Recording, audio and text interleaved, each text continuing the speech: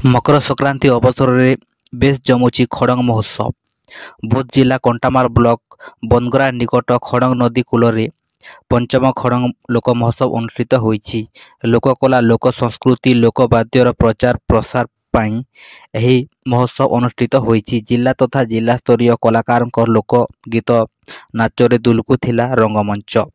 ଗତକାଲି ତୃତୀୟ ସନ୍ଧ୍ୟାରେ ସମ୍ବଲପୁରୀ ରକଷ୍ଟାର ରୁକୁ ସୁନାଙ୍କ ଗୀତରେ ବିଳମ୍ବିତ ରାତି ପର୍ଯ୍ୟନ୍ତ ଦର୍ଶକ ଜମିଥିଲେ।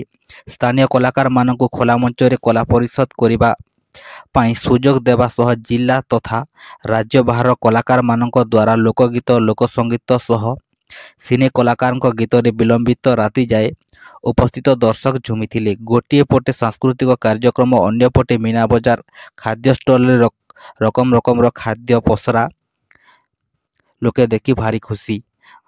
ଗତ 4 ବର୍ଷ ହେଲା ଏହି ମହୋତ୍ସବ ଅନୁଷ୍ଠିତ ହୋଇଥିବା ବେଳେ ଚଳିତ ବର୍ଷ ଏହା ପଞ୍ଚମ ବର୍ଷରେ ପଦାର୍ପଣ କରିଛି। ଗତ 11 ତାରିଖରୁ ଆରମ୍ଭ ହୋଇଥିବା ଏହି ଲୋକ ମହୋତ୍ସବ ଆଗାମୀ 16 ତାରିଖ ପର୍ଯ୍ୟନ୍ତ ଚାଲିବ। ଏହି ଲୋକ ମହୋତ୍ସବ 3ଟି ଜିଲ୍ଲାର ସଙ୍ଗମ ସ୍ଥଳରେ ଅନୁଷ୍ଠିତ ହୋଇଥିବାରୁ ଏହାର ହଜାର ହଜାର ଦର୍ଶକ ସମାଗମ ହୋଇଥିଲା।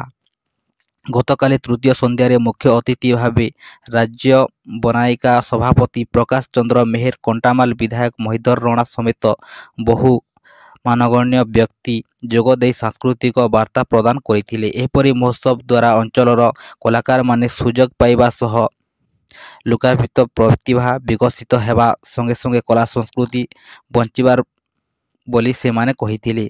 ତେବେ ଲୋକ ସଂସ୍କୃତି, ଲୋକବାଦ୍ୟର ପ୍ରଚାର ପ୍ରସାର ପାଇଁ ଏହି ଲୋକ ମହୋତ୍ସବ ଅନୁଷ୍ଠିତ ହେଉଛି। ଖଡ଼ଙ୍ଗ ନଦୀ ନାଁରେ ନାମିତ ଏହି ମହୋତ୍ସବ ଏକ ସାଂସ୍କୃତିକ ବିପ୍ଳବ ସୃଷ୍ଟି କରିବା ସହ ଅଞ୍ଚଳରେ ଏକ ଭାଇଚାରା ପାରମ୍ପରିକ ସୃଷ୍ଟି କରିଛି।